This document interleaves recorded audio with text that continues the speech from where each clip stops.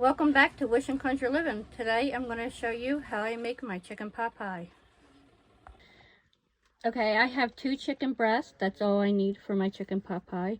And I'm going to cut it into, first I'm going to cut all the fat off of it.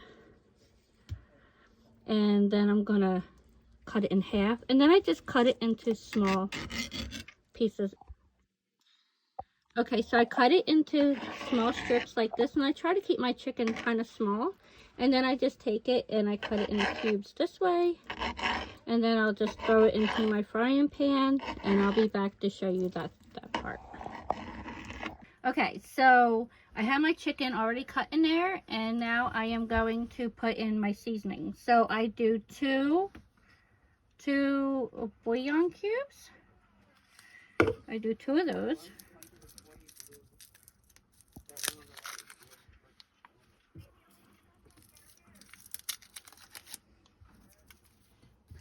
I have garlic salt, and I use garlic salt because I don't want to do garlic and salt. So I just do this, and I just sprinkle maybe about a half a teaspoon, and I will sprinkle some rosemary on there, and that'll be probably about a 1/4 teaspoon. I just really love rosemary. I put it in most of my things. And just a sprinkle, a little bit of regular black pepper, and just maybe, I don't think it's coming out.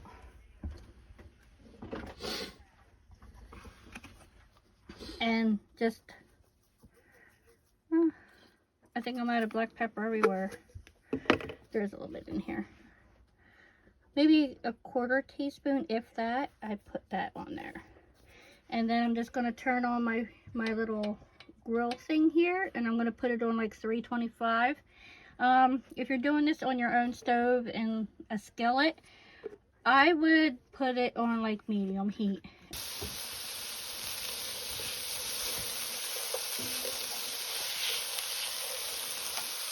Chicken is almost done cooking, and at this time I'm going to throw in a bag of peas and carrots.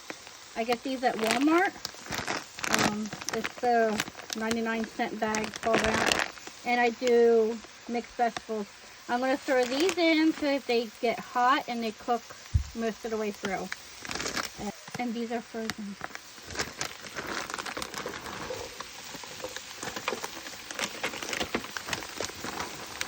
Okay, so I got both bags of my frozen vegetables in the pan, and I'm just going to mix these up and stir them up till they get warm.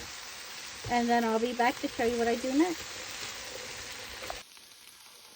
Now while that's heating up, I usually take one of these. I use one Walmart brand, and I use one of Pillsbury Doughboy. The Walmart brand one, I usually put in the bottom of my pan here, and I'll show you what I do after that. Okay, so I have my crescent roll in here. I lay it out like this. I kind of try to push it so everything gets covered the best it can. And I'm going to put this in my oven on 350 for like 5 minutes. Just enough so that it kind of dries out a little bit so it's not soggy from your pot pie mixture. And before I put that in, I'm going to throw this in. It's a can of cream of chicken. I'm going to put it right in here, and then I'm going to get some milk and I'm going to mix it in there. Ready? Put like a 1/4 of a can of milk in there. A whole milk is what I use. I'm just going to scrape down the sides of the can and mix it in there. And then I'm just going to pour it into here. And as it warms up, it's going to thicken up. And just stir it in really well. And I'll be back to show you what we're going to do next. Okay, so as you can see, it's bubbling really well. I did add just a little bit more pepper, and I did just a little bit more garlic salt, but you can do that to taste at this point. And now I'm going to get my crescent roll out of the oven. And this is done in the oven, and I don't know if you can see, but it's just not gooey anymore. You can touch it and it's not sticky. You can feel that it's kind of dry feeling.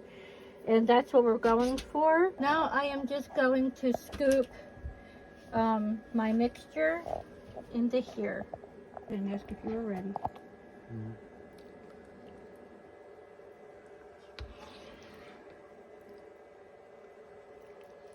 That's good. Okay, so I'm going to unravel this. I'm going to put this one on my counter.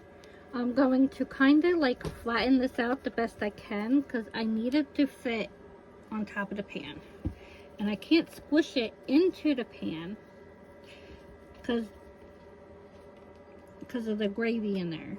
So this is how I do it. I kind of just keep stretching it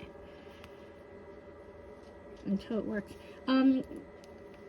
Pillsbury does sell them where they don't have any score marks in it, and it's just a sheet.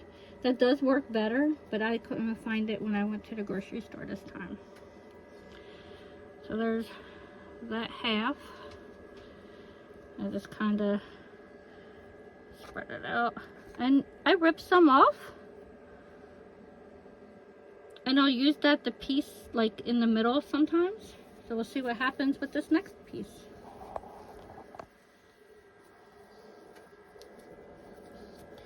Yeah, this one's going to be a little bit harder to stretch because of all the holes.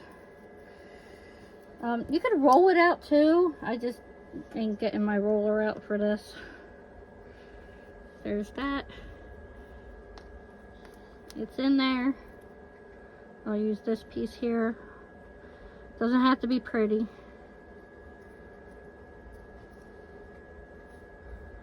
There we go.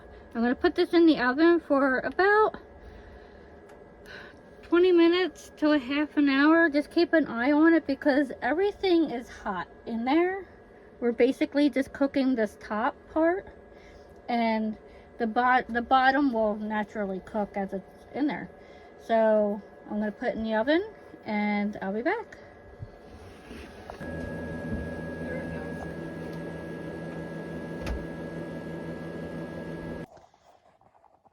Alright, so my PotPie is now done cooking in the oven. It was in there for approximately 23 minutes. So it just depends on your oven. And all you're doing is waiting for the top to get golden like this. The bottom crust, of course, is going to cook. But the middle of it was already cooked. We already heated that up in the pan. And there we go. We'll be back for a taste test.